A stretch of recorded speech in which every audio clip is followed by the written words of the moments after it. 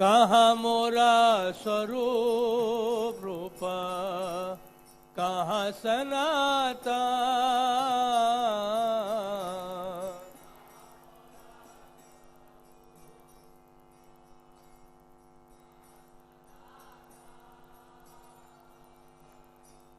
कहाँ दास रघुनाथ पतित पावन।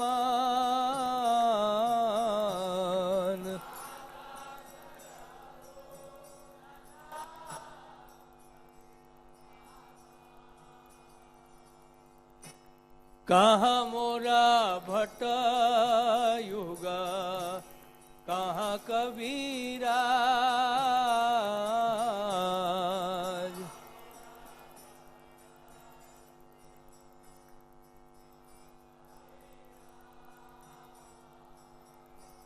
एका काले कोथा गेला गोरा नटराज।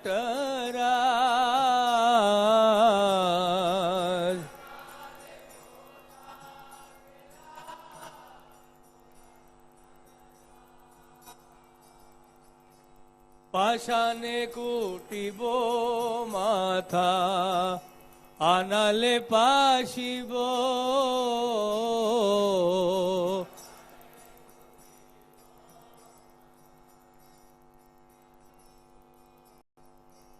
गौरंगा गुनेरा निधि, कोथा गेले पावो।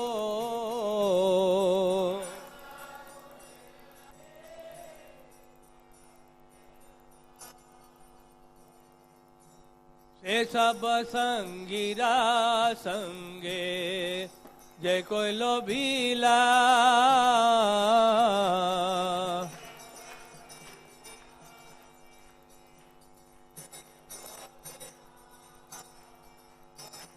ते संगा न पाइया कांदे नरोत्तमो दास।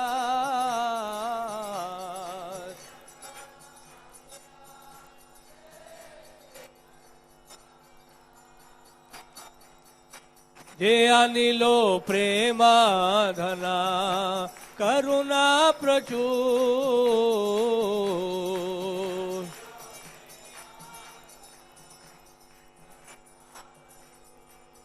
जय वैष्णव ठाकुर, वैष्णव ठाकुर, वैष्णव ठाकुर, जय वैष्णव ठाकुर।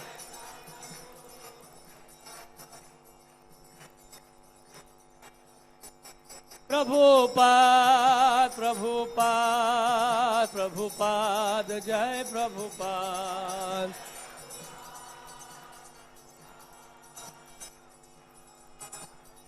नेता गौर हरि बोल, हरि बोल, हरि बोल, गौर हरि बोल।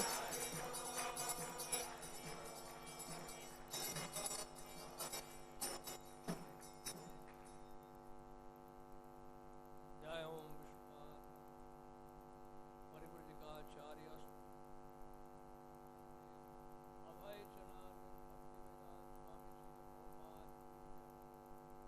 अनंत कोटि वैष्णववृंद की जय। नामाचार्य श्रीनाथ ठाकुर की जय। प्रेम से कहो श्री कृष्ण चैतन्य प्रभु नित्यानंद, श्री अद्वैत गदाधर शिवासादि गौर भक्त वृंद की जय। श्री श्री राधा कृष्ण गोपीनाथ श्याम कुंड राधा कुंड गिरी गोवर्धन की जय। गंगा माई की जय, यमुना माई की जय, वृंद देवी तुलसी महारानी की जय। हरिनाम संकीर्तन की जय। Srila Prabhupada translational book distribution marathon की जय। समवेत भक्त वृंद की जय। All glories to the assembled devotees, Hare Krishna. All glories to the assembled devotees, Hare Krishna. All glories to Shri Guru and Gauranga. ओम अज्ञानतिमिरान्धस्य ज्ञानाञ्जनशलाकया चक्षुरुन्मीलितं येन तस्मै श्री गुरवे नमः। श्री चैतन्य मनोभीष्टं स्थापितं येन भूतले स्वयं रूपः कदा मह्यं ददाति स्वपदान्तिकम्। वाञ्छाकल्पतरुभ्यश्च कृपा सिंधुभ्य एव च पतितानां पावनेभ्यो वैष्णवेभ्यो नमो नमः। जय श्री कृष्ण चैतन्य प्रभु नित्यानंद श्री अद्वैत गदाधर शिवासादि गौर भक्त वृंद। हरे कृष्णा कृष्णा कृष्णा हरे हरे, हरे राम राम राम हरे हरे। श्री सारंग ठाकुर की जय। सारंग ठाकुर चैतन्य महाप्रभु के पार्षदों में से एक है। चैतन्य चरितामृत के आदि लीला में अध्याय 10 में महाप्रभु की शाखाओं का वर्णन किया गया है।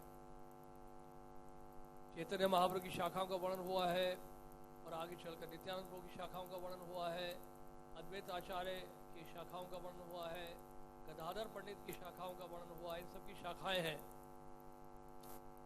चैतन्य महाप्रभु की शाखा है। तो चैतन्य महाप्रभु की शाखाओं में एक शाखा है सारंग ठाकुर, 77th ब्रांच है, 77वीं शाखा श्रील सारंग ठाकुर, जिनका आविर्भाव हुआ था मोदाद्रुम द्वीप में, मामगाछी में से कितने भक्त गए? नवदीप मंडल परिक्रमा जिन भक्तों ने किया है उन्होंने देखा होगा ये साल। तो सारंग ठाकुर का ये जन्म स्थान है और उसी मामगाछी में श्रील वृंदावन दास ठाकुर का भी जन्म हुआ था। तो सारंग ठाकुर महाप्रभु के अंतरंग पार्षदों में एक है और ब्रज लीला में वो है नानी मुखी सखी, नानी मुखी। और गौर गणेश दीपिका में भी ये वर्णन आता है, ब्रजे नांदी मुखी यसीत सद्य सारंग ठाकुर प्रहलादो मन्यते कैश्चिन मत पित्रा न समन्यते। ये ब्रज की ब्राह्मणी नांदी मुखी सारंग ठाकुर के रूप में आए हैं और कुछ लोगों का कहना है कि वो प्रहलाद महाराज के अवतार है, लेकिन कवि करुणापूर्ण कह रहे हैं कि मेरे पिता का मत है, यानी कि शिवानंद सेन, उनका मत है कि वो नांदी मुखी है, प्रहलाद महाराज नहीं है। तो एक समय की बात है यहाँ पे इस समय राधा गोपीनाथ जी जहाँ विराजमान है, वृंदावन दास ठाकुर के द्वारा सेवित मदन गोपाल जी, मदन मोहन जी या मदन गोपाल जी वहाँ विराजमान है। उसी मंदिर में वहाँ पे बाहर की तरफ आंगन में एक बड़ा सा वृक्ष है और वृक्ष देखने में ऐसा लगता है कि खोखला हो गया है। उसका जो तना है वो खोखला है, आपने देखा होगा। और लेकिन उसके जो पत्ते निकलते हैं वृक्ष में से हरे हरे पत्ते निकलते हैं। बड़ा ही अद्भुत दृश्य है भाई। ये तो नित्य नवदीप का कल्प वृक्ष है। और चैतन्य महाप्रभु ने एक दफा देखा कि वो खोखला हो रहा है पेड़, आज से 500 वर्ष पूर्व। तो उन्होंने कहा सारंग ठाकुर को कि आप इसके लिए क्या करने वाले हैं, ये वृक्ष देखिए खोखला होता जा रहा है। तो फिर सारंग ठाकुर ने कहा ये तो बस जो होगी आप ही की कृपा होगी, लगता नहीं इस वृक्ष का कुछ होने वाला है, लेकिन आपकी कृपा होगी तो कुछ भी संभव है। तो महाप्रभु ने फिर उस वृक्ष का आलिंगन किया और वो वृक्ष आज तक जीवित है और उसके जो पत्ते हैं हरे भरे हैं। भारत में भारतीय लोगों को चमत्कार बहुत पसंद है। चमत्कारी भाषा या चमत्कारी बातें सुनते हैं तो तालियां बजाते हैं निश्चित रूप से।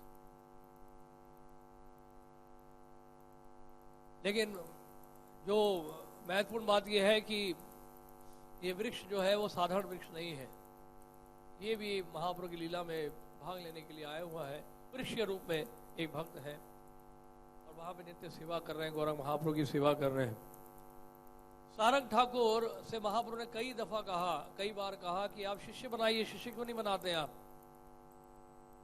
उनकी कोई रुचि नहीं थी, ना धनम ना जनम ना सुंदरी कविता म जगदीश कामये मम जन्मनी जन्मनीश्वरे भवताद भक्ति रहितु की त्वयि। अहितु की भक्ति प्रदान करे जन्म जन्मांतर तक। मुझे शिष्य नहीं चाहिए, अनुयायी नहीं चाहिए, धन नहीं चाहिए, कुछ नहीं चाहिए। मुझे क्या चाहिए? अयुत की भक्ति, वरम देवा ना मोक्षम, क्या है, वरम देवा मोक्षम ना मोक्षावधिम वा न चान्यम मृणे हम वरेशादपीहा इदम ते वपुरनाथ गोपाल बालम सदा में मनस्या विराजताम की मन। दामोदर अष्टकम हम लोग गाते हैं।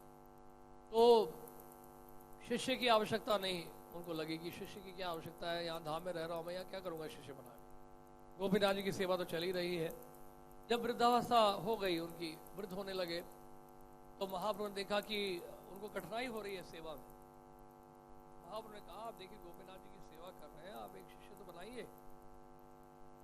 तो सारंग ठाकुर ने कहा कि महाप्रभु बार बार मुझे बोल रहे हैं, जब भी यहाँ से गुजरते हैं एक ही बात बोलते हैं, शिष्य बनाओ शिष्य बनाओ शिष्य बनाओ। तो सारंग ठाकुर ने सोचा ठीक है, ये अगर गौरंग महाप्रभु की इच्छा है तो मैं शिष्य बनाऊंगा। कल प्रातःकाल जब मैं स्नान करने जाऊंगा गंगा जी में, तो पहला व्यक्ति जो मिलेगा उसको देखकर मैं उसको दीक्षा दूंगा।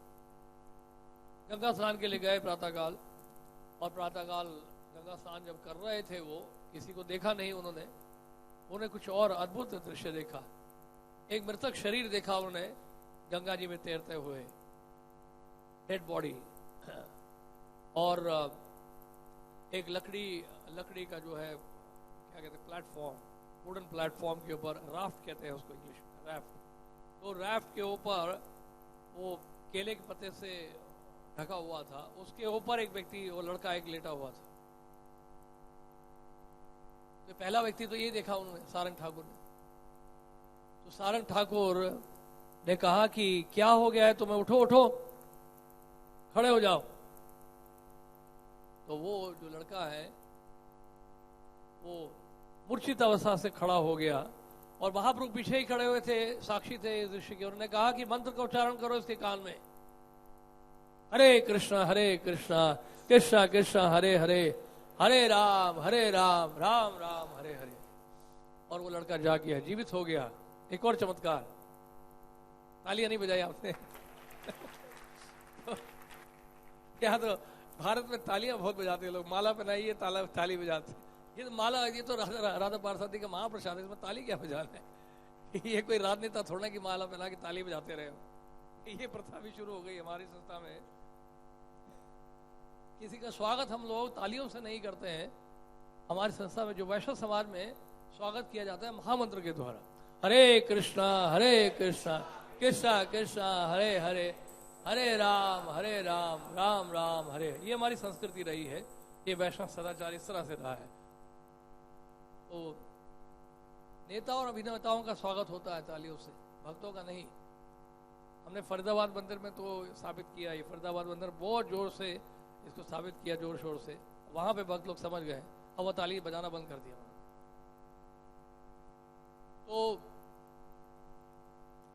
तो फिर इस तरह से जब वो लड़का जाग गया, मंत्र उच्चारण हुआ, सारंग ठाकुर की कृपा हो गई। ये उनकी शक्ति थी सारंग ठाकुर की। देखिए एक शुद्ध भक्त की कृपा के, देखिए महाभागवत की, कि जब उन्होंने कहा कि उठो जागो जीव जागो, गोरा चंद्र बोले को तो निद्रा जाओ माया पिशाचीरा खोले। कब तक माया की गोश में सोते रहोगे, जागो जागो उठो और जाओ बाहर ग्रंथों का वितरण करो। पूरा जीवन बिता दिया सोने में। प्रहलाद महाराज कहते हैं कि 100 साल की आयु है, उसमें 50 वर्ष सोने में बिता दिया, बचे 50 साल, उसमें 10 साल जो है बाल्यावस्था में नहीं, और इस तरह से फिर और 20 साल युवावस्था में, और नौकरी करने में कितने साल हो गए, 80 साल हो गए, और पारिवारिक जीवन बिताने में इस तरह से, और जो अंतिम जो बचे हुए साल हैं उसमें बुढ़ापे में चिंताग्रस्त होते हुए चिंता में बिताया गया। तो यही हमारा जीवन है, सो कॉल्ड तथाकथित मनुष्य जीवन। लेकिन मनुष्य जीवन जो मिला है वो जागने के लिए बना है। जागने का मतलब है कृष्ण भावना में जागना। जो भी कृष्ण भावना भावित नहीं है वो सो रहा है। एक तो हम सोते हैं कथा के दौरान, वो भी एक सोना है, क्योंकि हम सो रहे हैं अगर कथा के दौरान, तो ये तो बहुत ही भयानक परिस्थिति है। और इस परिस्थिति में जब कृष्ण कथा सुनी जा रही है, सारंग ठाकुर के बारे में श्रवण किया जा रहा है, उस समय अगर निद्रा आ रही है तो क्या किया जा सकता है? बहुत मुश्किल है निद्रा को सहन करना, निद्रा को काबू में करना बहुत कठिन कार्य है। तो जो भी है। लेकिन सारंग ठाकुर फिर जाग गए।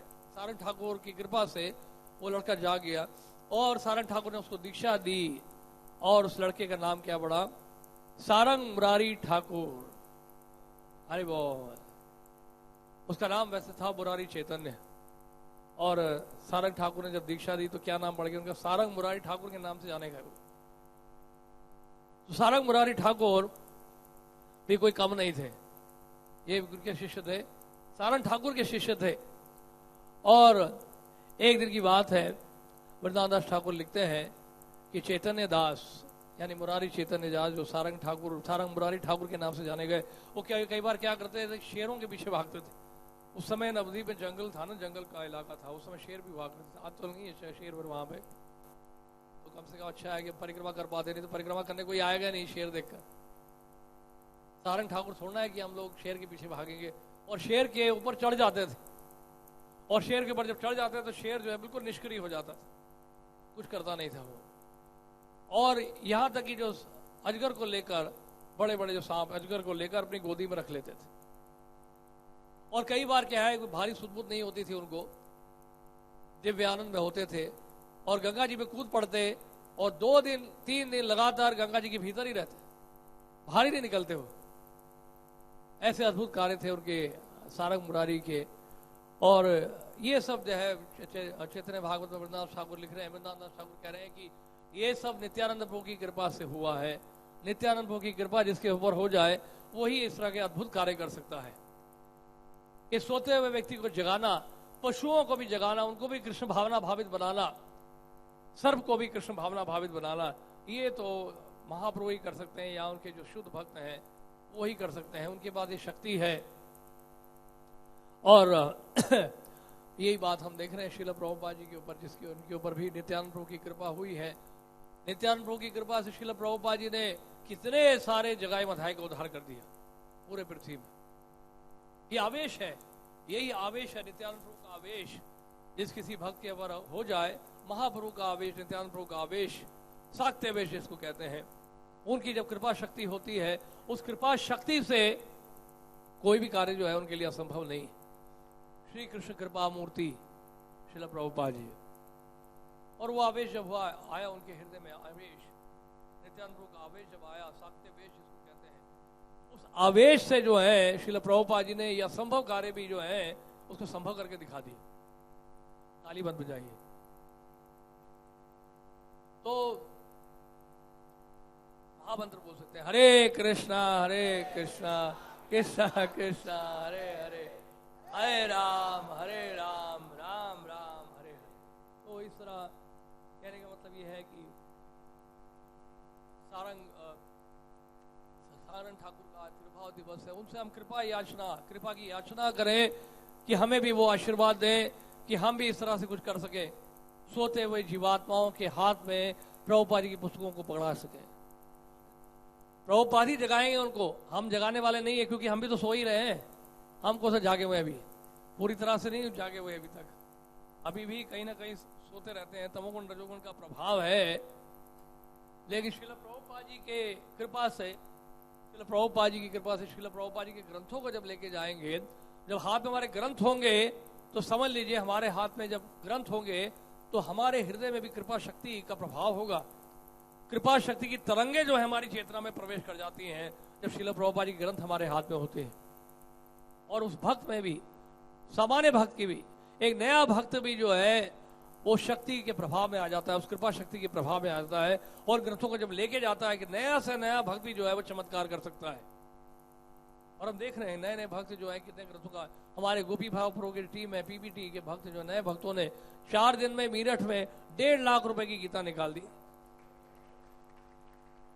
ये चमत्कार नहीं है, ये चमत्कार है, ये नए भक्तों के द्वारा हुआ है। उनकी दीक्षा भी नहीं हुई है, लेकिन उनके हाथ में श्रील प्रभुपाद जी के ग्रंथ है। प्रभुपाद जी उनके साथ में जा रहे हैं, अकेले नहीं है वो, प्रभुपाद जी उनके साथ में है, हरिनाम उनके साथ में है। और प्रभुपाद जी के साथ जब जा रहे हैं तो कुछ भी कार्य जो है संभव नहीं है। श्री चैतन्य महाप्रभु की कृपा से, कृष्णदास कविराज गोस्वामी कहते हैं, महाप्रभु की कृपा से असंभव कार्य भी संभव हो जाता है। उनकी कृपा ना हो तो संभव कार्य भी असंभव हो जाएगा। ये चैतन्य महाप्रभु की कृपा से सब कुछ संभव है। इसलिए प्रभुपाद से जब पूछा कि प्रभुपाद ये बताइए स्वामी जी, प्रभुपाद मॉर्निंग वॉक में, प्रभुपाद महाप्रभु तो केवल दक्षिण भारत तक ही गए, केप कॉमरिन तक गए, उसके बाद आगे गए नहीं, विदेश गए नहीं, पाश्चात्य जगत में उन्होंने प्रचार नहीं किया। प्रभुपाद ने कहा कि महाप्रभु क्योंकि मुझे श्रेय देना चाहते, इसलिए प्रभुपाद कहते हैं महाप्रभु मुझे श्रेय देना चाहते थे, इसलिए महाप्रभु जो है भारत छोड़ के नहीं गए।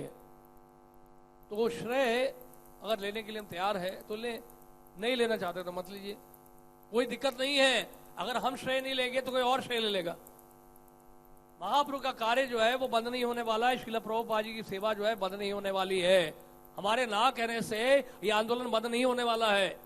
ये राधा पार्षद की सेवा चलते ही रहेगी, प्रभुपाद जी की सेवा चलती रहेगी, कोई मारे ना माने। जिनके हाथों से ग्रंथ बढ़ना है वो बढ़ जाएगा, लेकिन इसके लिए श्रद्धा की आवश्यकता है। श्रद्धा, जहां श्रद्धा है वहां समर्पण है, और जहां समर्पण है वही श्रद्धा है। जितनी अधिक हमारी श्रद्धा है उतना ही अधिक हमारा समर्पण होगा। श्रद्धा और समर्पण में कोई भेद नहीं है। और यही श्रद्धा जब जो है, श्रद्धा की जब सर्वोच्च स्थिति में पहुंच जाते हैं, श्रद्धा जब कंडेंस हो जाती है, उसी को कृष्ण प्रेम कहते हैं। वही है कृष्ण प्रेम। कृष्ण प्रेम और कुछ नहीं है। लेकिन इस बात पे पूरा विश्वास, श्रद्धा हमें होनी चाहिए कि हाँ ऐसा संभव है, कि असंभव कार्य भी संभव है। सनातन गोस्वामी जब जेल में थे, उनको जेल में कैद कर दिया था रामकेली में। वो जेल आज भी है, देख सकते हैं वहां पे। ये बंगाल और बांग्लादेश के बॉर्डर में है। तो वहां पे रामकेली में सनातन गोस्वामी को कैद किया गया था। नवाब हुसैन शाह ने कैद कर दिया था, और नवाब हुसैन शाह ने इसलिए कैद किया कि सनातन गोस्वामी अब वो सेवा नहीं करना चाहते थे, प्रधानमंत्री की सेवा नहीं करना चाहते थे। तो सनातन गोस्वामी कारागार में थे। अब उनकी बड़ी इच्छा थी कि महाप्रभु से मिलना चाहते थे वो।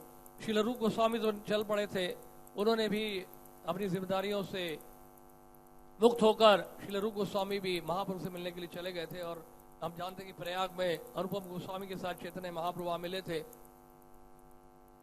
सनातन गोस्वामी अब रह गए पीछे, और श्रील रूप गोस्वामी ने उनके लिए जो है एक मुनीम के पास, एक व्यापारी के पास लगभग जो है 10,000 सोने की मुद्राएं रखवाई थी, ताकि वो कभी काम आ जाए आपातकालीन स्थिति में।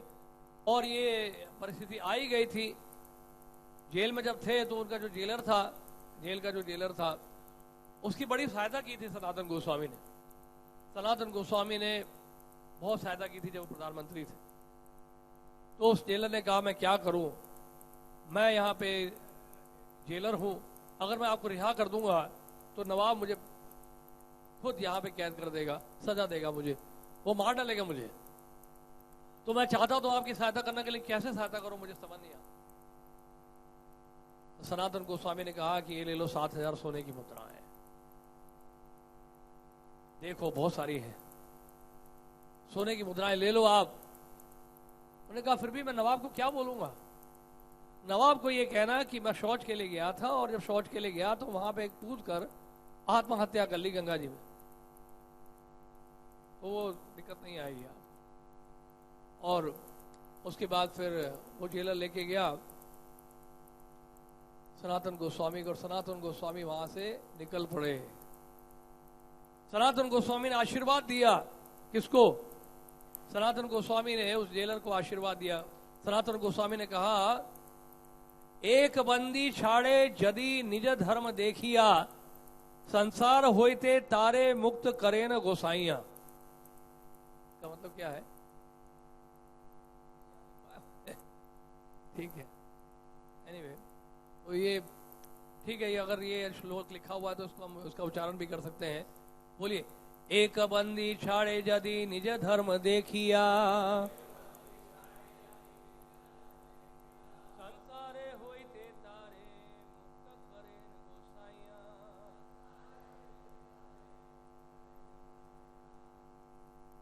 यदि कोई व्यक्ति बद्ध जीव या बंदी व्यक्ति को धार्मिक नियमों के अनुसार मुक्त कर देता है, ध्यान सुनने का दोहराइए आप, यदि कोई व्यक्ति बद्ध जीव या बंदी व्यक्ति को धार्मिक नियमों के अनुसार मुक्त कर देता है, तो भगवान उसे भी भवबंधन से मुक्त कर देते हैं।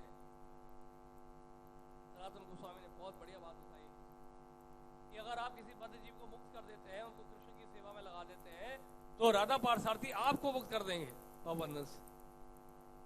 यानी कि अगर मुक्त नहीं भी है आप, तब भी प्रचार कर सकते हैं। कहने का मतलब ये है, प्रचार करने के लिए आपको स्वरूप सिद्ध होना आवश्यक नहीं है। इस श्लोक से साफ पता चल रहा है, सनातन गोस्वामी स्पष्ट बता रहे हैं कि बद्धावस्था में भी आप कृष्ण के उपदेश को, संदेश को पहुंचा सकते हैं जनमानस तक।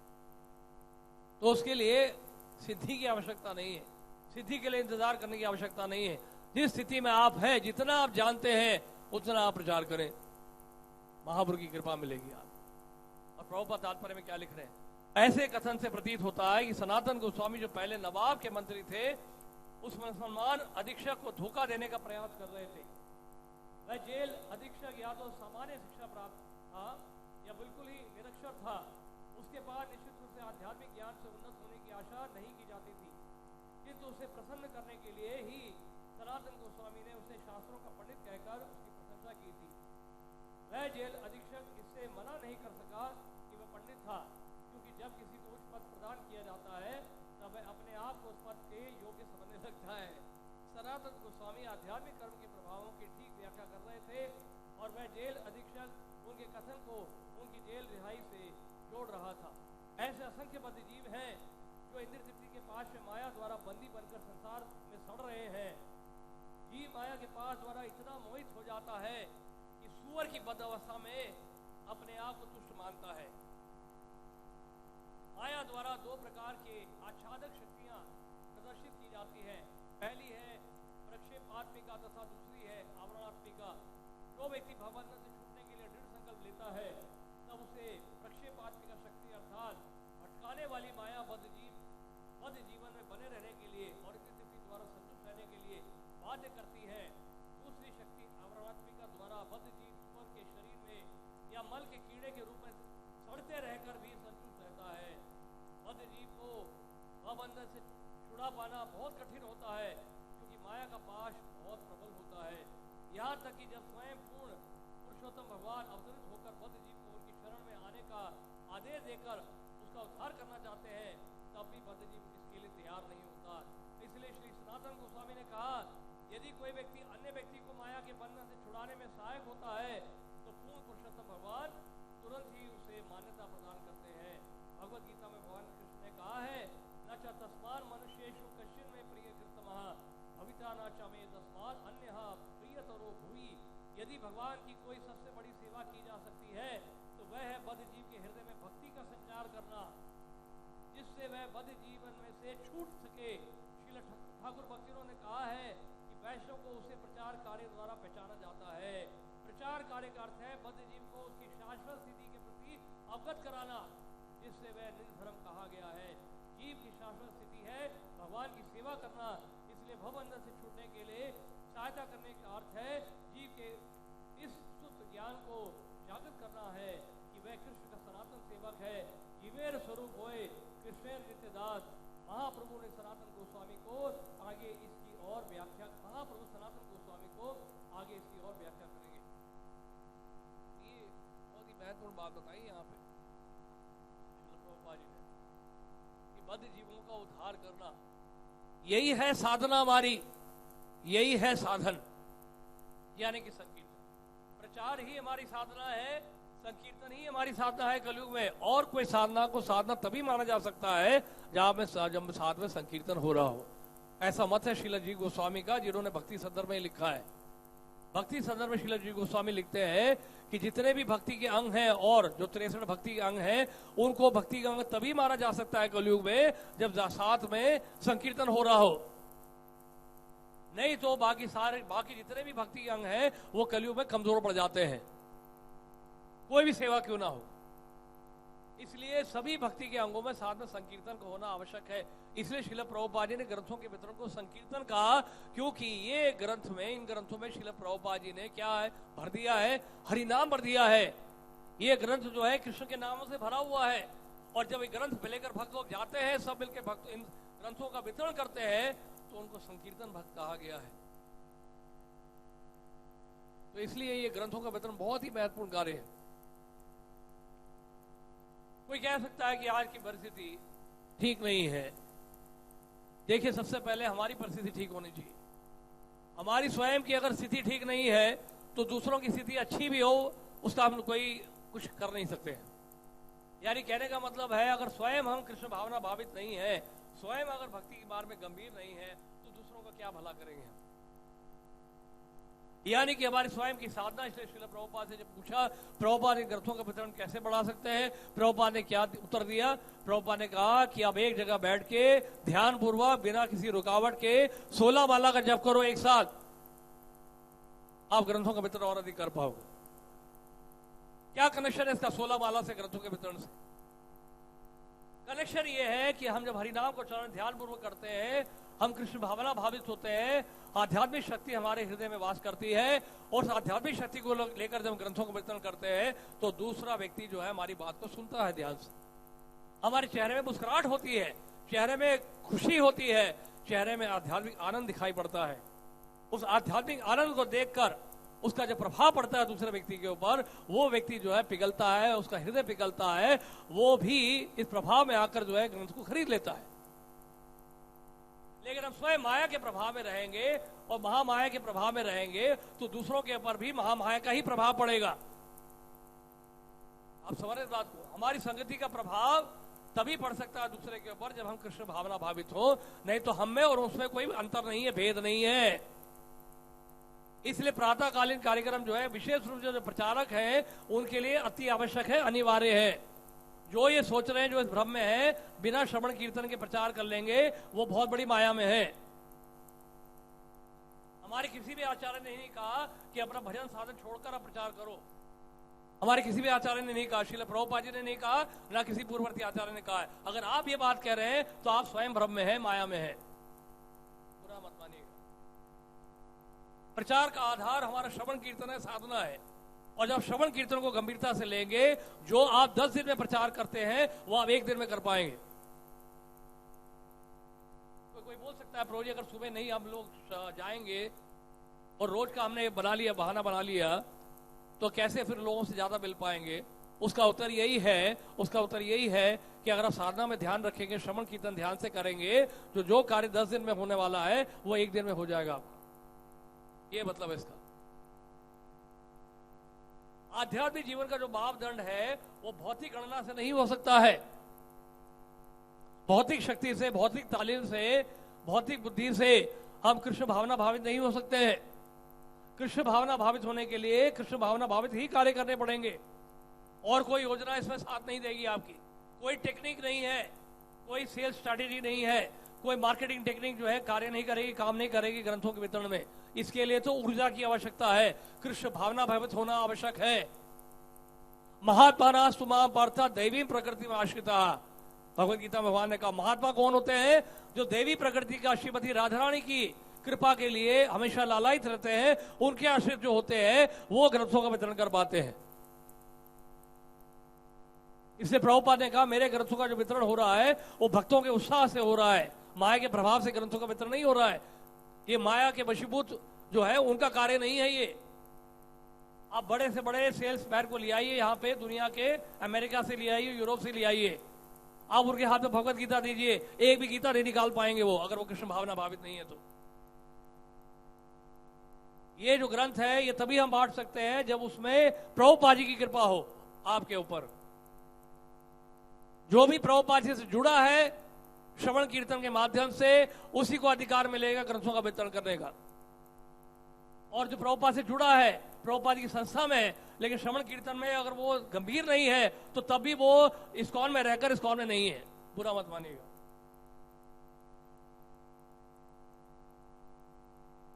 तो केवल इमारत के भीतर रहने से हम कृष्ण भावना भावित नहीं हो जाते हैं। बड़ी इमारत हो या छोटी इमारत हो, हमें जो है कृष्ण भावना भावित होना पड़ेगा, ये सबसे महत्वपूर्ण है। कोई बोल सकता है कि समाज की परिस्थिति ठीक नहीं। श्रील प्रभुपाद जी जब पहली बार 1922 में अपने गुरु महाराज से मिलने गए, अपने मित्र के कहने पर, नरेंद्रनाथ मलिक, उन्होंने कहा कि कलकत्ता में एक बहुत बड़े संत आए हैं और उनसे आप जरूर मिलिए। उस समय प्रभुपाद जी जो अभय चरण थे, उनकी कोई इच्छा नहीं थी किसी साधु संत से मिलने की। उनका विश्वास टूट गया था ऐसे साधु संतों में जो ढोंगी थे, जो धर्म के नाम पर लोगों को, समाज को धोखा दे रहे थे। तो प्रभुपाद नहीं मिलना चाह रहे थे। उनके मित्र नरेंद्र नाथ मलिक, हम जानते हैं कथा सारी, और प्रभुपाद जी को प्रभुपाद ने कहा मुझे घसीट के ले गए वो जबरदस्ती। उल्टा डंग जो रोड है, उल्टा डंग कहते हैं उस जगह का, स्थान का नाम है। तो वहां उस समय गौड़े मठ था, तो वो लेके गए, प्रभुपाद जी को लेकर गए। श्रील भक्ति सिद्धांत सरस्वती ठाकुर जो है कथा कर रहे थे, और भक्ति सिद्धांत महाराज ने देखा दो युवक आए हैं, अभय शरण रे। प्रभुपाद जी ने दंडवत किया, दंडवत करके उठने ही लगे थे। श्रील भक्ति सिद्धांत ठाकुर कहते हैं, you are educated young man, why don't you preach the message of lord Chaitanya all over the world. पहला इंस्ट्रक्शन प्रभुपाद जी के लिए, पहला इंस्ट्रक्शन ये था कि आप पढ़े लिखे लड़के हो, महापुरुष का संदेश पूरे पृथ्वी में क्यों नहीं ले जाते आप। प्रभुपाद जी ने हमेशा की तरह तर्क किया।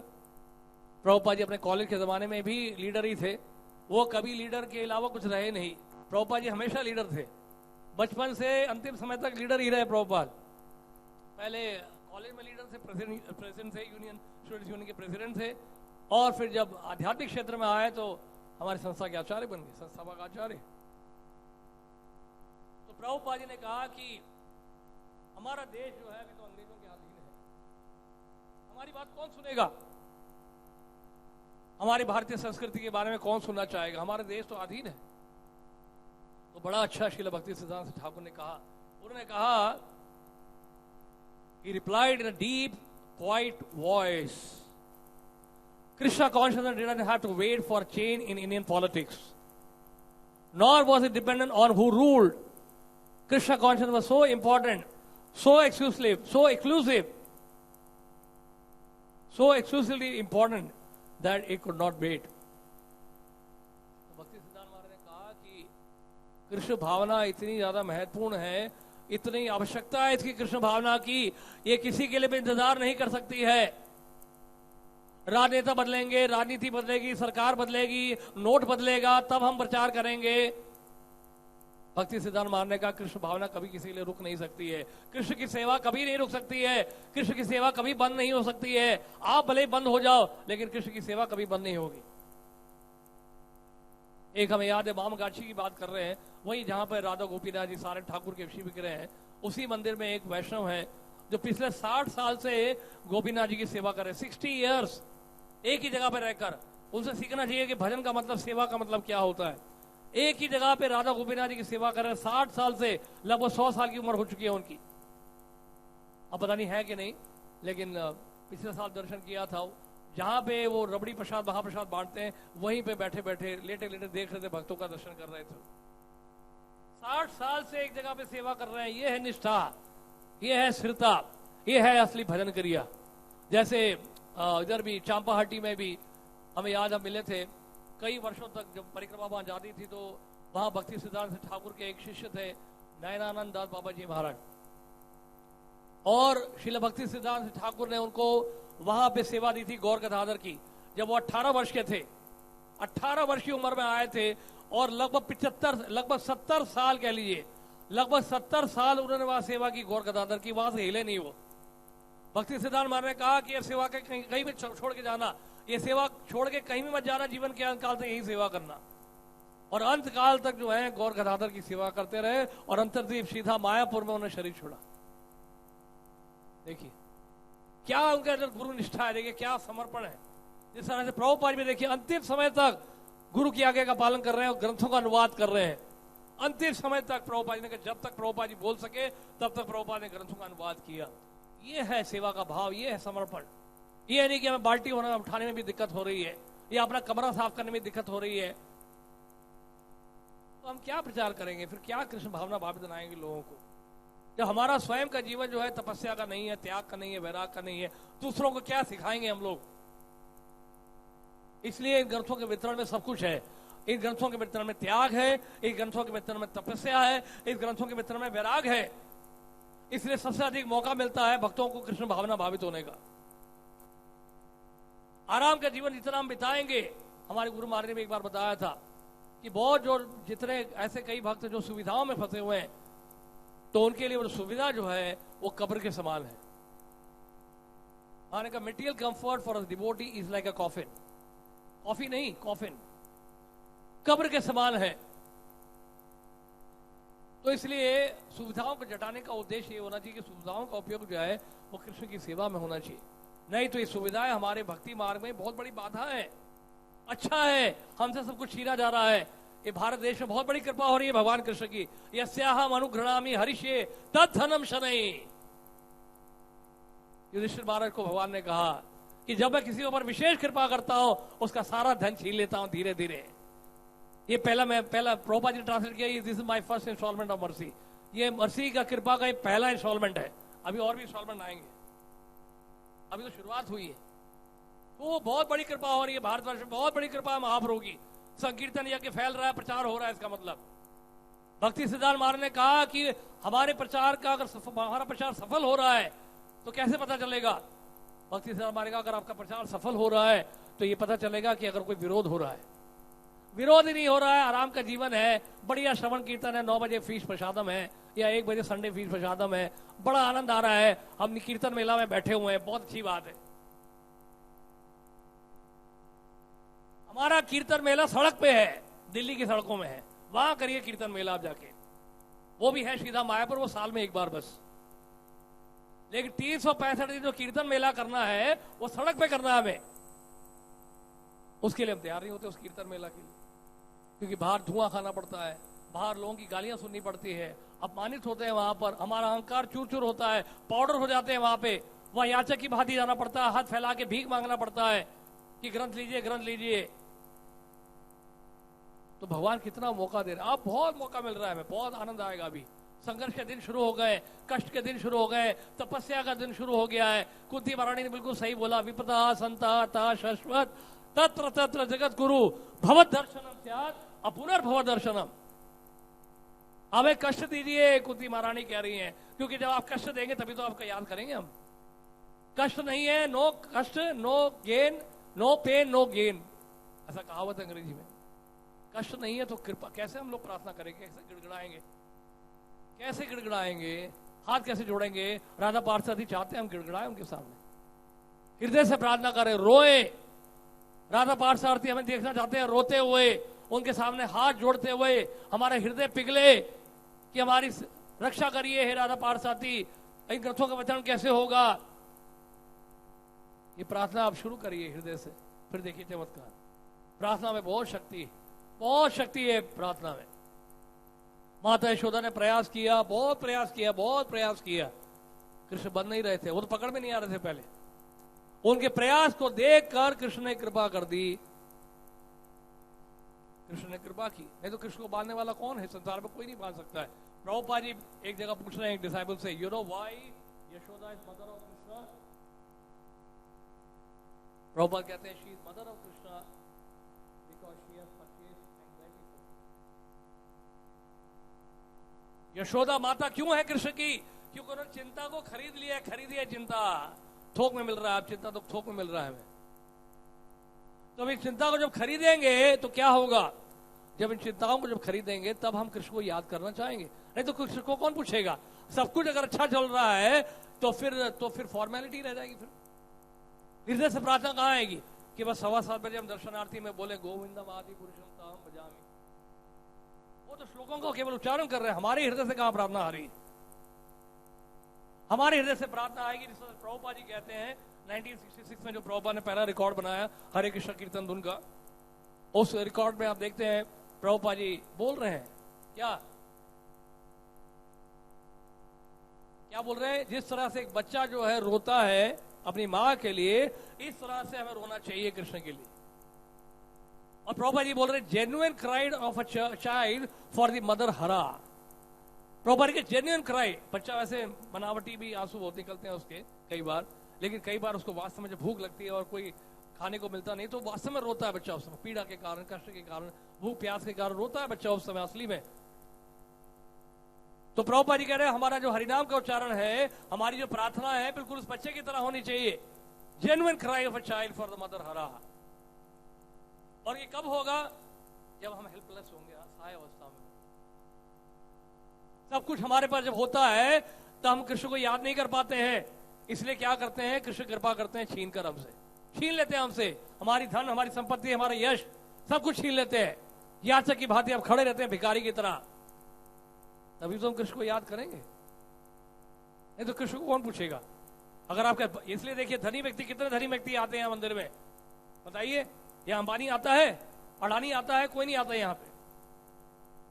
बड़े बड़े उद्योगपति आते हैं, बिल गेट्स आता है, कोई नहीं आता मंदिर में। कोई बड़ा आदमी, धनी व्यक्ति जो है मंदिर नहीं आना चाहता है, क्योंकि उस व्यक्ति को लगता है मेरे पास सब कुछ है, एक बटन दबाऊंगा जूस आएगा, दूसरा बटन दबाऊंगा तो पैसे आएंगे, तीसरा बटन जाऊंगा तो घूमने जाऊंगा। क्योंकि इतना अहंकार होता है धनी व्यक्ति में। बाइबल में से लिखा है क्या, एक धनी व्यक्ति के लिए भगवान के धाम में जाना कितना मुश्किल है, जिस तरह से एक हाथी को सुई के छिद्र से निकालना। हाथी को निकाल सकते सुई के छिद्र से, बहुत मुश्किल है। और इसी तरह से एक धनी व्यक्ति के लिए बहुत मुश्किल है कृष्ण को याद करना। वो अपने आप को कर्ता मानता है, वो सोचता है कि मैं ही सब कुछ कर रहा हूं, मैं हूं मालिक, मैं हूं भोक्ता, मेरी संपत्ति है। ईशावास्यमिदं सर्वम यत्किंचित् जगत्याम जगत, बाकी आप सबके लिए मैंने छोड़ दिया है, बाकी सब कुछ मेरा है। धनी व्यक्ति ऐसा सोचता है। तो इसलिए बड़ी कृपा हो रही है ठाकुर जी के देश में। ये समय है प्रचार का, संकीर्तन का। खूब प्रचार करें, खूब संकीर्तन करें, हृदय से करें। सफलता मिले या ना मिले, कर्मण्येवाधिकारस्ते मा फलेषु कदाचन। हमें अधिकार केवल सेवा का मिला है, फल का कोई अधिकार नहीं है आपको।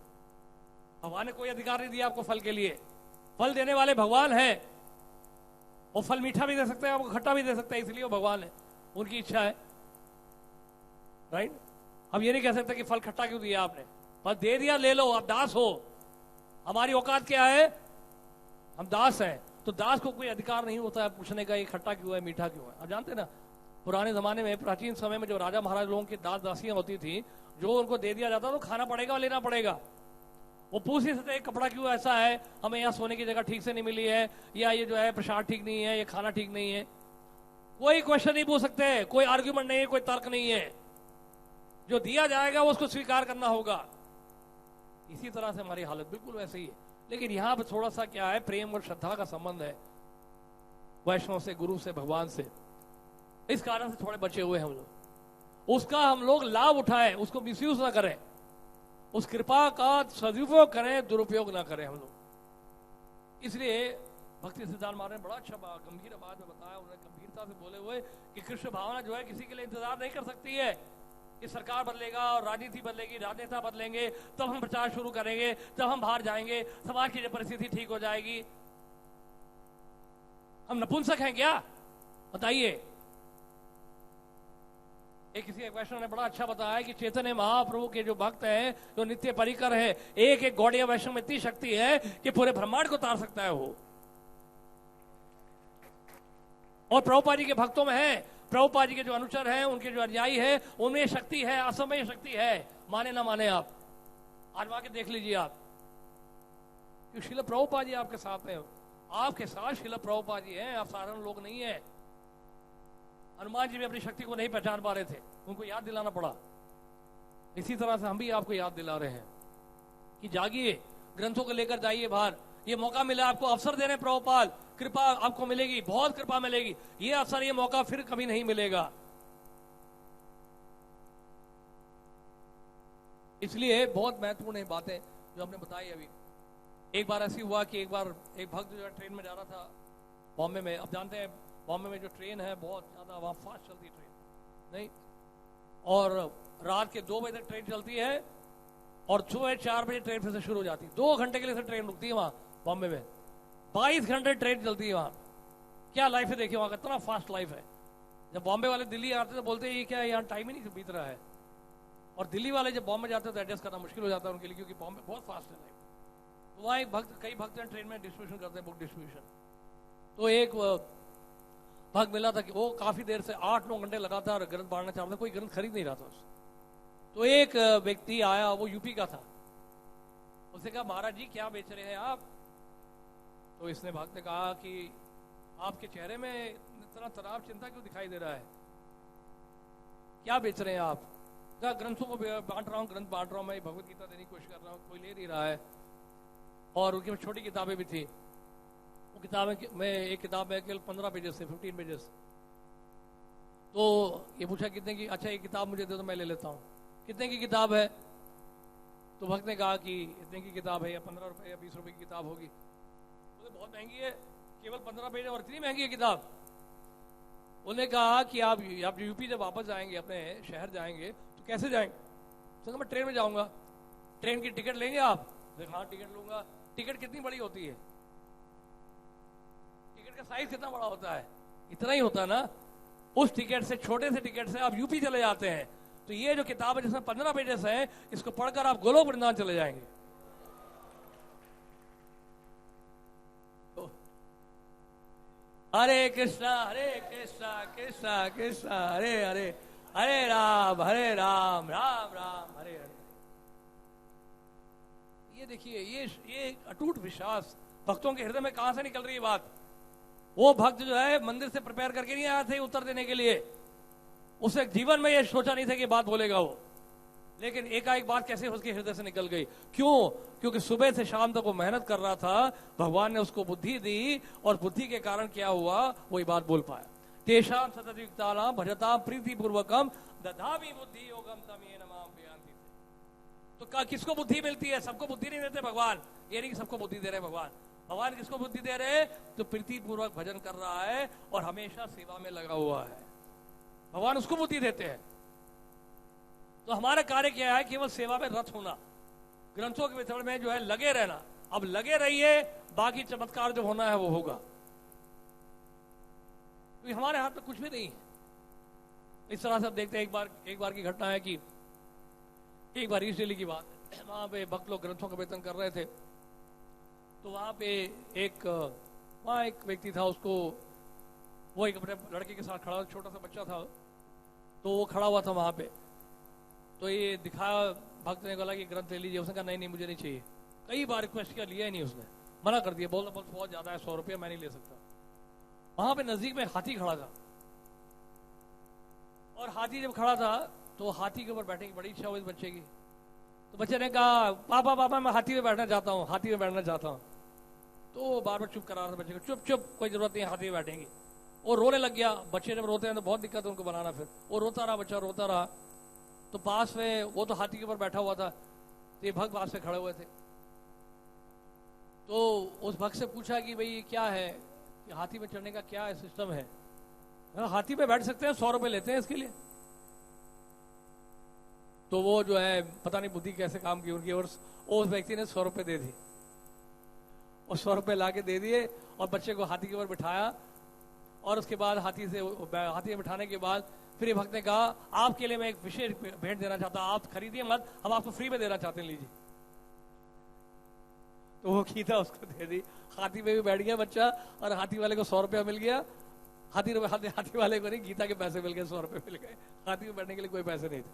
कहने का मतलब है भगवान इतनी बुद्धि देते हैं, जब आप वास्तव में मेहनत करते हैं हृदय से, तो ऐसा चमत्कार होता है कि आप हैरान हो जाएंगे।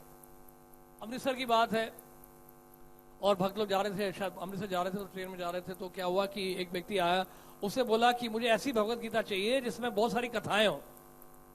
बोलते हमारी भगवत गीता में कथा से भरी हुई है, हमारी गीता जो है कथा से भरी हुई है।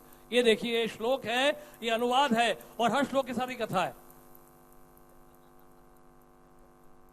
और अंधेरा क्योंकि था ट्रेन में, उसमें लाइट नहीं थी शायद। तो भक्त ने कहा ये है श्रीमद् भगवत गीता कथा रूप, कथाओं से भरा हुआ ये।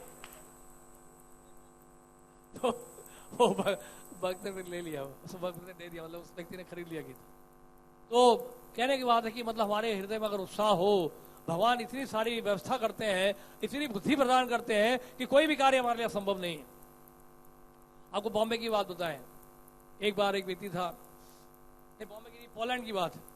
पोलैंड में 2 चोर थे, और वो दिन दहाड़े चोरी करते थे। एक घर में घुस गए, एक फ्लैट में घुस गए, और वहां पे घुसने के बाद उन्होंने क्या किया, वहां देखा कि सामान कौन सा उठाएं। सामान उठाने लायक कोई था नहीं, बड़े बड़े फर्नीचर थे, बड़े बड़े सोफे थे, और अलमारी थी, उसको कहाँ उठाएंगे उसको। छोटा मोटा कोई सामान नहीं था, और उनके सेफ में भी कोई ऐसा खजाना नहीं था, कोई पैसे नहीं थे, कुछ सब बैंक में रखा उन्होंने।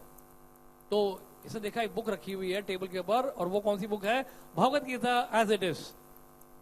और उसके बाद वो भगवत गीता उठाई, चोर ने उठा लिया, बैग में रखा। और उसके बाद वो चोर ने वो गीता पढ़नी शुरू की। पढ़ने के बाद वो इतना कन्विंस हो गया, उस दूसरे चोर को कहा आप ही गीता पढ़ो, बहुत बढ़िया किताब है।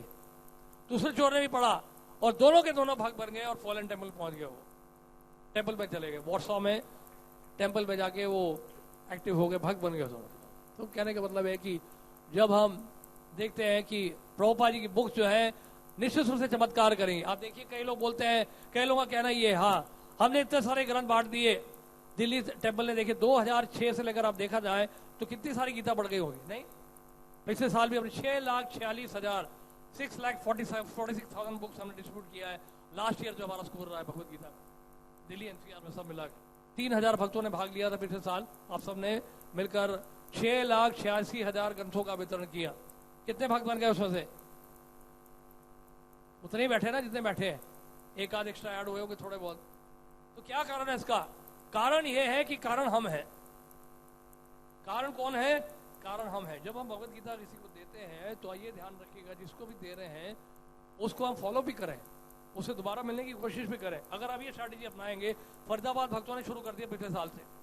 उन्होंने क्या किया, जिसको भी वो मिले सड़क पे, मॉल में, शॉप में, ऑफिस में, उनको उन्होंने एक कार्ड दिया, इनविटेशन कार्ड दिया, हरे कृष्णा फेस्टिवल जनवरी के महीने, और उसके बाद उसको कार्ड देके उनसे पूरा उनका इन्फॉर्मेशन लिया। और करीब 100-150 लोग, नए लोग आए जनवरी में जब फेस्टिवल हुआ, आप जानते हैं, बुक डिस्ट्रीब्यूशन के माध्यम से। और उसके बाद उनके लिए 7 डे सेशन भी किया और फिर उसके बाद रेगुलर प्रोग्राम से आने लगे। कहने का मतलब है कि अगर हम प्रॉपर दिमाग लगाएंगे, फॉलो करेंगे, तो बुक डिस्ट्रीब्यूशन ऐसा तरीका है, ऐसा जरिया है जिसके माध्यम से इतने सारे लोगों को आप जोड़ सकते हैं जिसका आप अंदाजा नहीं लगा सकते। जिन लोगों को हम मिल नहीं पाते पूरे साल, उन लोगों से मिलने का हमें मौका मिल जाता है। अगर वो ग्रंथ नहीं भी लेता है, उसको आप बुला सकते हैं, मंदिर बुला सकते हैं, प्रोग्राम में बुला सकते हैं, फेस्टिवल में बुला सकते हैं। फेस्टिवल के नाम पे कोई नहीं मना करता, आज के डेट में सब आने के लिए तैयार हो जाते हैं। और फेस्टिवल में आप चार्ज करिए, चार्ज करके आप उसी को भगवत गीता दे दीजिए। समझ रहे हैं आप बात को? भगवत गीता नहीं खरीदी है तो फेस्टिवल के लिए तो पे करेगा वो, तो फेस्टिवल के लिए पे करेगा तो गीता फ्री दे दीजिए। तो इस तरह से कई सारे तरीके हैं, सोचे जा सकते हैं। अगर हमारे पास थोड़ी सी बुद्धि होगी, प्रार्थना करेंगे, तो बहुत सारे हमको आइडियाज मिलेंगे। कई बार कई तरह के लोग मिलते हैं, वो कहते हैं कि ये तो देखिए, ये जो आपकी गीता है ये तो बूढ़े लोगों के लिए है, हम तो अभी जवान हैं। प्रभुपाद से पूछा तो प्रभुपाद ने बोला, देखिए ये गीता दो है, संवाद है दो युवाओं के बीच में, कृष्ण भी युवक है, अर्जुन भी युवक है। प्रभुपाद ने क्या बोला? ये भगवत गीता का संवाद दो युवाओं के बीच में, बूढ़े कहां दिखाई दे रहे इसमें? कहने का मतलब भगवत गीता सबके लिए है। आज ईसाइयों ने, गिडियंस बाइबल है अमेरिका में, गिडियंस करके एक बाइबल है, वर्ल्ड का सबसे बड़ा पब्लिकेशन उनका होता है रिलीजियस सेक्शन में। आप जानते हैं 1908 से लेकर 2015 तक उन्होंने 200 करोड़ बाइबल बांट दिए हैं। कितने बाइबल बांटे उन्होंने? 200 करोड़ बाइबल बांटे हैं। लेकिन अधिकांश जो बाइबल बांटते हैं वो स्पॉन्सर होते हैं, वो मुफ्त बांटते हो। चाइना में जो ओलंपिक्स हुआ था, वहां ओलंपिक्स में क्या हुआ कि उन्होंने कहा कि हम यहाँ पे ओलंपिक्स में आना चाहते हैं, लेकिन एक कंडीशन ये है कि हम वहां के बाइबल बांटेंगे चाइना में। तो उन्होंने कहा नहीं नहीं, यहाँ पे आप चाइना में बाइबल सब नहीं बांट सकते, हमारा कम्युनिस्ट गवर्नमेंट है। उन्होंने कहा हम ये जो ओलंपिक्स हम बाइकआउट करेंगे। इतने सारे एथलीट्स अगर बाइकआउट करेंगे तो बहुत बदनामी होगी। तो उन्होंने परमिशन दिया और उस साल चाइना में 1.5 करोड़ बाइबल बांटे उन्होंने। चाइना के अंदर 1.5 करोड़ बाइबल बांट दिए। तो ये क्रिश्चियन मिशनरी जो है इतनी तेजी से फैल रहे हैं। अगर आप जाएंगे दक्षिण भारत जाएंगे, केरल इत्यादि क्षेत्रों में जाएंगे, वहां जाके देखिए, हम विशाखापट्टनम गए थे, हम यहाँ से आज 5 साल पहले हमारी मीटिंग जब थी वहां पे, आईसीसी की मीटिंग थी आज से 5 साल पहले, वहां हम गए थे। हमने देखा, प्रभुजी में देखा होगा, हर 10 कदम में, हर चौराहे में एक चर्च है। वहां पे भी हर चौराहे में एक चर्च है वहां पे विशाखापट्टनम में। बताइए, केरला में जाइए आप, अधिकांश लोग जो है वो क्रिश्चियन बनने रहे। क्रिश्चियन कैसे बन रहे हैं? नाम भी बदलने की आवश्यकता नहीं है आज के डेट पे। अगर आपको ईसाई बनना है तो नाम बाल कृष्ण नाम होगा, लेकिन होगा वो ईसाई। तो ऐसा भी कन्वर्शन हो रहा है। इतने लोग जो है अब ईसाई धर्म को अपना रहे हैं। मिजोरम जाइए आप, वहां जाइए, मेघालय जाइए, मिजोरम जाइए, मणिपुर जाइए, आप वहां देखेंगे 99% लोग क्रिश्चियन बन चुके हैं। मिजोरम स्टेट में 100% क्रिश्चियन है अभी वहां पे। बहुत तेजी से फैल रहे हैं ये लोग। और यहां तक हिंदुस्तान टाइम्स में एक आर्टिकल आया था, उसमें लिखा था कि अगले 50 वर्षों में हिंदुइज्म जो है माइनॉरिटी में हो जाएगा। अभी से ही हो रहा है। क्यों? उसका कारण क्या है? उसका कारण यह है कि हम लोग ठीक से प्रचार नहीं कर रहे हैं और बिल्कुल कम प्रचार कर रहे हैं, जो भी कर रहे हैं बहुत कम कर रहे हैं। तो कहने का मतलब है जिस तरह से क्रिश्चियन मिशनरी कार्य कर रही है, जितना मेहनत वो लोग कर रहे हैं, हमें किसी ने बताया, हमारे एक मेंबर है, वो पहले एयरटेल में थे और उसके बाद उन्होंने अभी अंबानी को ज्वाइन किया, मुकेश अंबानी को। रिलायंस है बॉम्बे में, वो अभी डायरेक्टर की पोस्ट में है, काफी सीनियर पोजीशन में। वो अंबानी के साथ ऑलमोस्ट रोज पूरे दिन रहते हैं। बता रहे मुकेश अंबानी 8 बजे घर से निकलता है, हेलीपैड से, हेलीकॉप्टर से ऑफिस जाता है और वापस हेलीपैड पे ही आके उतरता है, जमीन में अभी पाँव नहीं रखता है वो। सुबह 8 बजे ऑफिस पहुंच जाता है और रात के 12 बजे तक वो रहता है ऑफिस। कितने घंटे हो गए? 16 घंटे लगातार नॉन स्टॉप। और बोलते डेली 6 घंटे 7 घंटे मीटिंग होती है और लगातार 6 घंटे बोलता ही रहता है वो। इतना एनर्जी उसके पास है, पैसा है उसके पास, एनर्जी कहां से क्यों नहीं आएगी? पैसा उसको बुलवा रहा है। तो इतना मेहनत वो कर रहा है। कहने का मतलब अगर इतना भक्त लोग करे, ग्रंथों के वितरण के लिए मेहनत करे, तो क्या चमत्कार नहीं हो सकता? बताइए, कोई भी कार्य संभव नहीं है हमारे लिए। समस्या ये है जब हम कृष्ण की सेवा करने लगते हैं तो कृष्ण की सेवा को बहुत सस्ता और चीप ले लेते हैं। हम सोचते हैं तो कृष्ण की सेवा है, कभी भी कर सकते हैं हम, ये तो धर्म का कार्य है, इसमें इतनी तपस्या करने की आवश्यकता नहीं है। एक बहुत बड़े उद्योगपति जो साधारण व्यक्ति है भौतिक संसार में, राइट, कृष्ण भावना की दृष्टि से, वो व्यक्ति जो है डेली 16 घंटे लगातार वो जो है काम करता है, मेहनत करता है। लेकिन हम जब कृष्ण की सेवा में आते हैं, हम बड़ी आसानी से ले लेते हैं कृष्ण की सेवा को, गंभीरता से नहीं लेते हैं। अगर इतना ही गंभीरता से हम ले, ग्रंथों के वितरण को इतना ही मेहनत करके करें, फिर देखिए आप चमत्कार, कोई भी कार्य संभव नहीं है। प्रभुपाद जी के जमाने में, जब प्रभुपाद जी के समय बुक मैराथन जब होता था, तो उस समय सुबह भक्त लोग 7:30 बजे मंदिर से निकल जाते थे, लेकिन वो उठते थे 2:30 बजे। 2:30 बजे उठ के मंगल आरती से पहले लगभग उनकी 16 माला पूरी हो जाती थी। उसके बाद वो ग्रंथों का अध्ययन भी कर लेते थे, उनका क्लास भी हो जाता था, और ब्रेकफास्ट वो पैक करके लेके जाते थे, रास्ते पे लेते थे। नॉन स्टॉप 15 से 16 घंटे वो बुक डिस्ट्रीब्यूट करते थे एल एयरपोर्ट में। ये उस तरह की मेहनत भक्तों ने की है उस समय, तभी इतनी मात्रा में वो लोग बुक्स बांट पाए, बुक डिस्ट्रीब्यूशन कर पाए। 500 महाबई बुक्स, 600 महाबई बुक्स एक ही दिन में लॉस एंजेलिस एयरपोर्ट में डिस्ट्रीब्यूट कर रहे थे।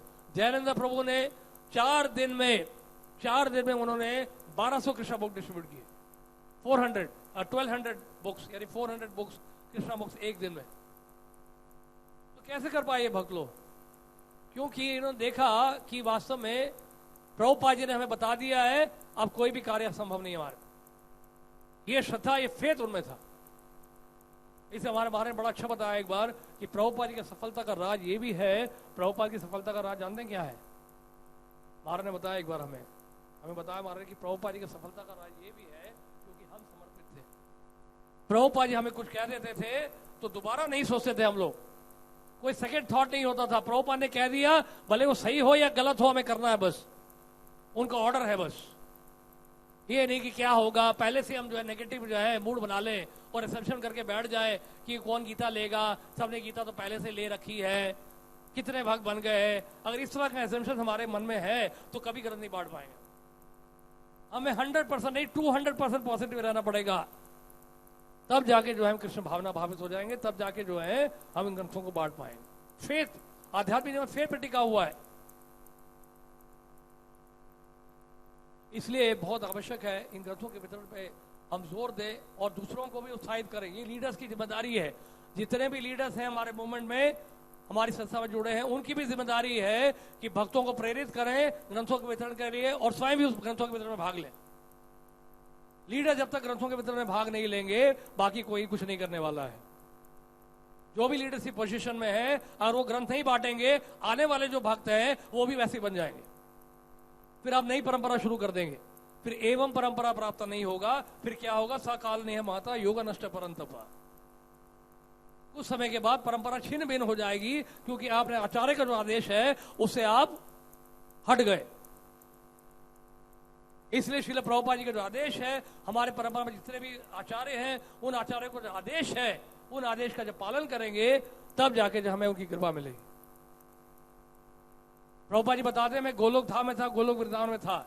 भगवान कृष्ण ने मुझे कहा, प्रभुपाद जी ने चिट्ठी में लिखा भवरंत प्रभु को, वो कहते हैं मैं भगवान के धाम में था, गोलोक धाम में था। एक दिन मुझे भगवान कृष्ण ने क्या बोला, पृथ्वी में जाओ। तो मैंने कहा कृष्ण से मैं नहीं जाना चाहता पृथ्वी में, क्या है वहां पे। आपने उदाहरण दे रहे थे कि एमसीडी का जैसे डस्टबिन होता है यहाँ पे कूड़ादान, कोई बोले जाके बैठ जाओ वहां पे, जाओगे आप? तो वैसे ही पृथ्वी उनके लिए, कौन जाएगा वहां पृथ्वी में? तो लेकिन उन्होंने कहा कि आप चिंता मत करो, आप ये ग्रंथ लिखिएगा, बाकी सारी व्यवस्था मैं करूंगा। प्रभुपाद जी ने लेटर में लिखा है भवानंद प्रभु को। कहने का मतलब यह है कि प्रभुपाद जी के पृथ्वी में आने का एक सबसे महत्वपूर्ण उद्देश्य क्या है? इन ग्रंथों को छापना, इन ग्रंथों का प्रकाशन करना, उसका वितरण करना। इसलिए आप देखते हैं प्रभुपाद जी गुरु महाराज ने भी इस पे जोर दिया और उनके जो पिताश्री श्रील भक्तिवेदांत ठाकुर ने भी इस पे जोर दिया। इसलिए उनके गुरु महाराज कहते हैं ये बृहत मृदंग है, जब भी आपको धन मिले ग्रंथों को छापना। तो ग्रंथों के वितरण पे हम लोग उत्साहित रहे और पूरी तरह से लगे, हृदय से लगे, अपना हृदय दे। देखिए क्या होता है, जब भी हृदय में एक ग्रज मेंटेन करते हैं ना हम लोग, ग्रज मेंटेन करेंगे और सोचेंगे कहां जबरदस्ती हमें लगा दिया है, समझ लीजिएगा वो सेवा जो है राधा पार्थसारथी हमसे स्वीकार नहीं कर रहे। जहां भी थोड़ा सा भी ग्रज होगा सेवा में, जहां भी सोचेंगे जबरदस्ती हमें लगाया गया है, कहां हमें फंसा दिया है, अगर ये भावना हमारे मन में रहेगी तो समझ लीजिए राधा पार्थसारथी आपसे वो सेवा स्वीकार नहीं करेंगे। क्योंकि कृष्ण कभी भी जबरदस्ती किसी से सेवा नहीं लेते हैं, क्योंकि भक्ति का मतलब है ये वॉलंटरी है। आपके हृदय में वो बात आनी चाहिए, आपके स्वयं में हृदय में वो कन्विक्शन जब तक नहीं होगा, कृष्ण आपसे वो सेवा नहीं लेने वाले हैं। इसे हृदय समझ हमें खुद स्वयं इच्छा होनी चाहिए कि मैं ये ग्रंथ बांटना चाहता हूं, ये गुरुदेव का आदेश है, प्रभुपाद जी का आदेश है, मैं ये कार्य करना चाहता हूं। जब हृदय से ये बात आएगी तब जो है मैं वो करेंगे, तब वो जो है शुद्ध भक्ति में आएगा, शुद्ध भक्ति के धरातल पर आएगा। नहीं तो मिश्रित ही रहेंगे हम लोग हमेशा। कोई भी सेवा क्यों ना हो, केवल ग्रंथों का वितरण नहीं, कोई भी सेवा हो, मंदिर मार्जन हो, कुकिंग करना हो राधा पार्थसारथी के लिए, श्रृंगार करना हो, किसी भी सेवा में अगर हृदय से कार्य नहीं कर रहे हैं, वो सेवा क्यों स्वीकार करेंगे भगवान? उनके पास सेवकों की कमी थोड़ा है, सेवकों की कमी थोड़ा है। इसलिए महाप्रभु मंदिर मार्जन में सिखा रहे हैं किस तरह से सफाई करनी चाहिए, मंदिर की सफाई करनी चाहिए। भक्तों को ही बता रहे हैं कि इतना कूड़ा उठाओ, देखो मैं देखना चाहता हूँ ये भक्त लोग कितना कूड़ा उठाएंगे। यहाँ हृदय से भक्त लोग कर रहे थे। तो इस तरह से जब हृदय से भक्त लोग सेवा करते हैं तब देखिए इतने अच्छे अच्छे परिणाम मिलेंगे आपको। कृष्ण रिजल्ट देंगे, क्यों नहीं देंगे भगवान? दुर्योधन में गया था द्वारका, नारायणी सेना के बड़ा खुश हो गया और बोले सोचने लगा कि अर्जुन तो बेवकूफ आदमी है, एक कृष्ण को अपने साथ ले लिया, सारथी बनने वाले, रथ चलाएंगे ये। नारायणी सेना मुझे मिल गई, मैं कितना बुद्धिमान हूं, मेरे पास 10 लाख योद्धा है। अब दुर्योधन अपने आप को बहुत बुद्धिमान सोच रहा था, लेकिन उसके साथ कृष्ण नहीं थे, दुर्योधन के साथ कृष्ण नहीं थे, लेकिन अर्जुन के साथ कृष्ण थे, जो कि शस्त्र भी नहीं उठाने वाले थे। क्योंकि अर्जुन के साथ कृष्ण थे, इसलिए अर्जुन को सफलता प्राप्त हुई। कोई कह सकता है कि प्रभु जी हमने तो सुना है कि भगवत गीता घर में रखते हैं तो महाभारत हो जाता है, बोलते नहीं बोलते हैं?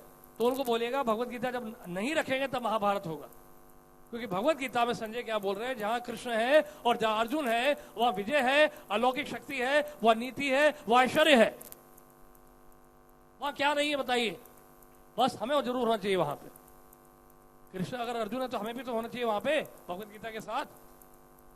तो आपको ये मौका फिर से मिल रहा है, हर साल मिलता है और मिलता रहेगा। जब तक ये संस्था चल रही है तब तक ये बुक मैराथन चलता रहेगा। आप भले करें ना करें, आप भले से भाग ले ना ले, ये ग्रंथों का वितरण चलता रहेगा अगले 10 साल तक कम से कम।